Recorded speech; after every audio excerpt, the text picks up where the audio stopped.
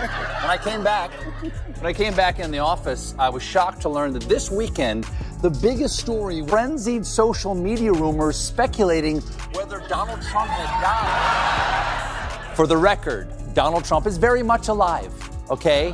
And no, we like our president. And I think that they are going to be very surprised. I'm talking about the Trump people and the MAGA nation by what's going to happen on Tuesday. Not only do I feel, to answer your question 10 minutes later, that I feel the same way that I felt a few weeks ago that Trump is toast.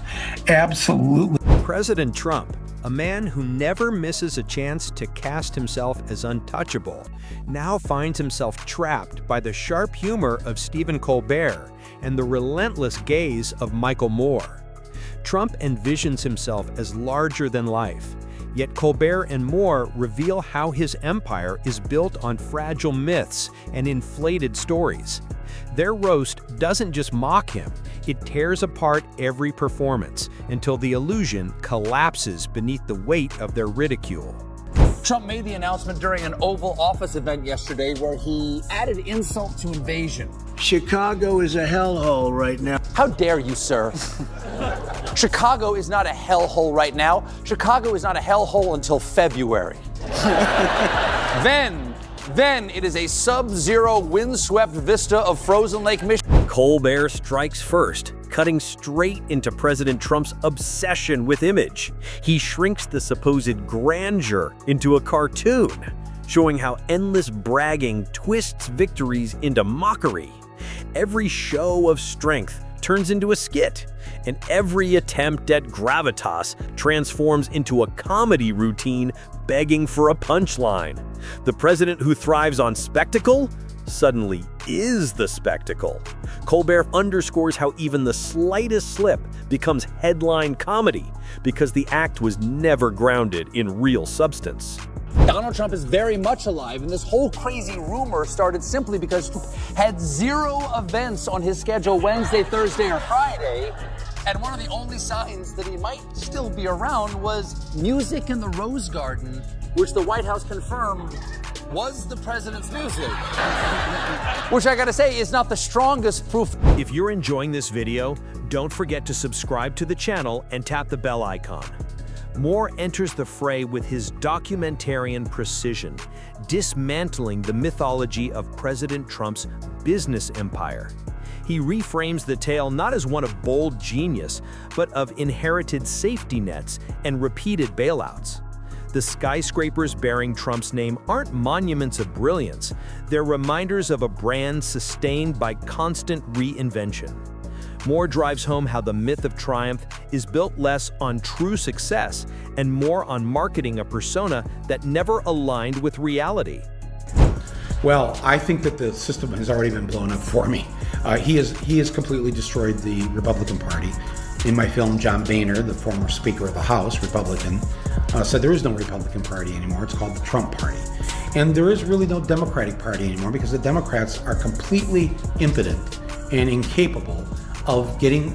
Colbert zeroes in on the chaos surrounding President Trump, mocking the endless turnover of staff as if it were a sitcom where cast members get fired before the credits even roll. Moore digs deeper, portraying the instability as deliberate a strategy designed to keep things unsettled and avoid accountability.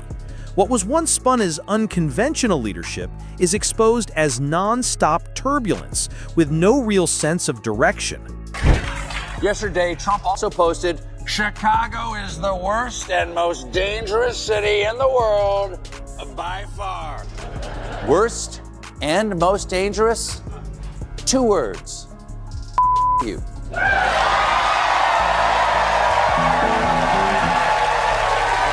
Moore pushes the humor even further, turning to President Trump's endless rallies. What are billed as moments of national unity instead unravel into stand-up routines built on self-applause. The chanting crowds, the inflated promises, the recycled grievances. Colbert reframes them as comedy festivals disguised as politics. The spectacle was never about real solutions. It was always about keeping the stage lit and the applause meter soaring. The way that what you just played here, I hadn't heard Trump utter those words. I'd heard somebody say that he said them, but to hear him say that about they can shoot through the media, the assassins, go ahead and fire, and all those other things you just played, it's like they really believe that the average normal American. Colbert, by contrast, digs into the consequences of Trump's performance. He recast the president's speeches as a deliberate effort to bury truth under repetition, flooding the public with exaggerations. Moore adds that Trump turns fact-checking into an impossible task. What may appear as blunders are instead revealed as calculated tactics, designed to keep the narrative so loud and chaotic that the truth itself becomes blurred. Because yesterday, Donald Trump made a hard right onto the fascism freeway, announcing that he will deploy National Guard troops to Chicago. Our brave... Yes, boo. Our brave soldiers are not supposed to be wandering around. Both critics converge on Trump's battles with the media. Colbert mocks the contradiction of a man hooked on attention, yet enraged by coverage, painting the brawls with journalists as proof he needs both fans and foes. Moore pushes further, showing how undermining reporters isn't just habit, but a tactic to weaken oversight, exposing how Trump treats scrutiny as insult instead of democratic duty. Colbert then strikes at Trump's moral authority, contrasting lofty values with scandals trailing behind, turning the gap between rhetoric and reality into comedy gold. Moore reframes it as a gamble. Repeat the language of virtue until the echoes outlast the evidence. And to talk about immigrants in this vicious, vile way, where and you think of all the things that we have and we've given the world, and the anger and hatred toward Muslims and Arabs. Steve Jobs. I mean, this never gets discussed. Maybe I'm just a trivia nerd, but he's born of Muslim parents. His parents were Arab, and they put him up for adoption. They had to put him up for adoption, and was adopted by the Jobs family. Yeah. But I wouldn't be talking to you maybe on this device right now in this way without this offspring of a Muslim. President Trump's endless hunger for praise becomes another target. Colbert ridicules the late-night online outbursts where grievances spill across social media like a diary in real time, while Moore reframes them as a pattern the president cannot bear silence, fears irrelevance, and must always insert himself into the conversation. What looks impulsive is revealed as compulsion, where visibility matters more than policy or principle. Together they sketch Trump not as the strongman he imagines, but as a performer obsessed with the stage. Colbert wraps flaws in humor sharp enough to sting, while Moore strips away the act to show how hollow the core has always been.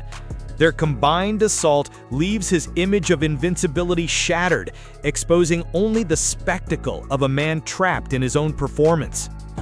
Trump is concerned with something he finds far more dangerous than disease. Big ugly windmills, they ruin your neighborhood. The windmills that don't work when you need them. The windmills are driving the whales crazy, obviously. Do you want to see a bird cemetery? Just go under a windmill. You want to see a bird cemetery? You want to see a bird widow in her veil crying over the casket?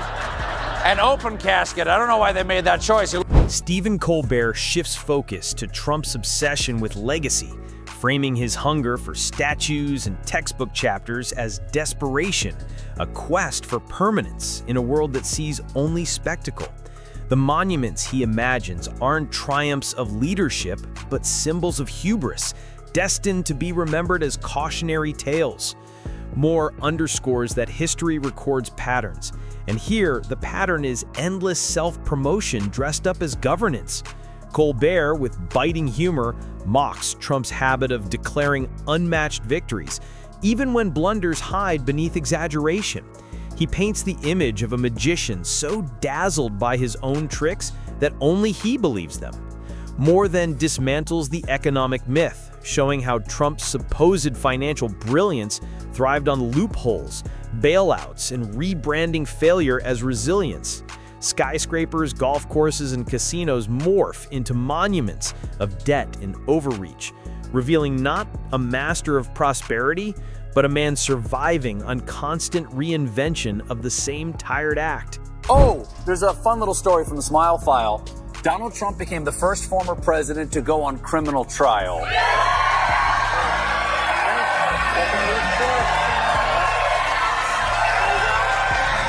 get there.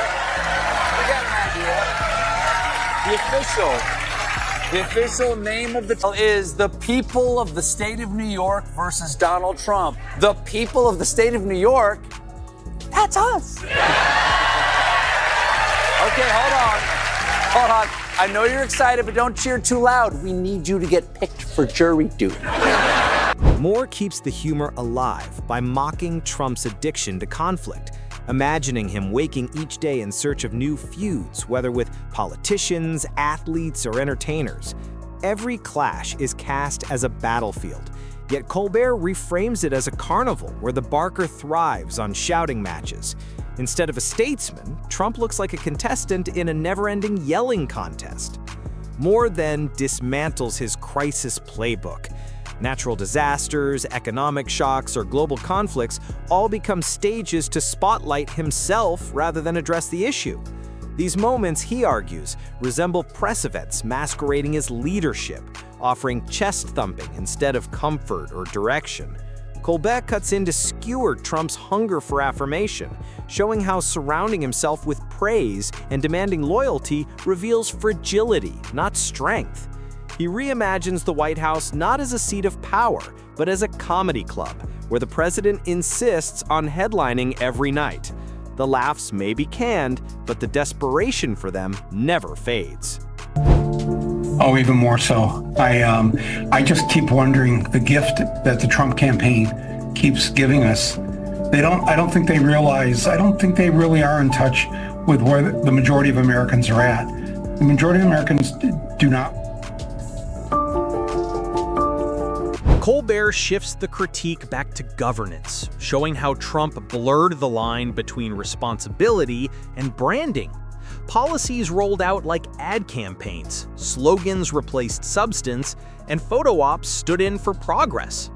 Moore reframes the presidency not as leadership, but as a stage for one man's show. The nation is audience, the script written for a single ego. Colbert sharpens the contradictions. The man railing against elites leaned on them constantly. The outsider who vowed to topple the establishment relied on its structure to survive. His rebellion looked less like revolution and more like redecoration, loud wallpaper over old walls.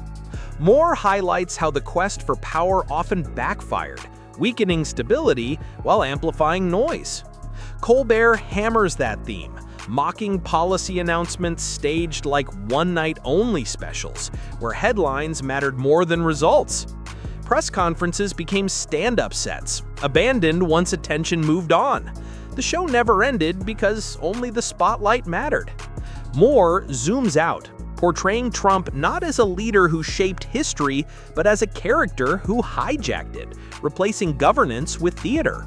His need for visibility, obsession with spectacle, and refusal to step out of the role became his defining legacy, not history, but warning. Colbert ends with laughter sharp enough to sting, reframing Trump's presidency as the longest-running sketch comedy, where the star never realized the joke was on him. What was meant as dominance became parody, and what was intended as strength collapsed into punchline. Trump has hated windmills. Trump has hated windmills ever since 2011 when he unsuccessfully tried to stop an offshore wind farm from being built near one of his Scottish golf courses. Now he's taking his revenge. This week, the White House ordered its agencies to escalate the fight against offshore wind. Yes, the fight against wind has begun. Mimes of America, assemble! Together, Colbert and Moore turn the roast into demolition. One wields humor like a scalpel, the other analysis like a hammer, dismantling the myth of Trump piece by piece. What remains is not the towering figure he imagined, but a performer addicted to applause that fades as soon as the lights dim. Colbert sharpens his delivery by exposing Trump's habit of turning grudges into national talking points, reframing every insult as proof he cannot separate resentment from responsibility. The presidency looks less like authority and more like a stage for endless quarrels. Moore builds on this, dissecting how Trump's policymaking was pure theater. Initiatives announced with flair, dissolving before implementation, leaving only headlines. He reframes this as a deliberate pattern. Declarations create an illusion of progress, while failures vanish in the churn of the next announcement. Colbert then jabs at Trump's inflated self-image, mocking the endless superlatives, everything branded the greatest, biggest, most incredible, until exaggerations collapse under their own weight, leaving comedy where credibility should be. Moore adds the counterpoint, showing how this obsession corroded institutions, weakened trust, and left allies uncertain. The hunger for applause warped decision-making, making image more important than solutions. In Moore's framing, the showman's pursuit of spotlight ultimately undermined the foundation of governance itself.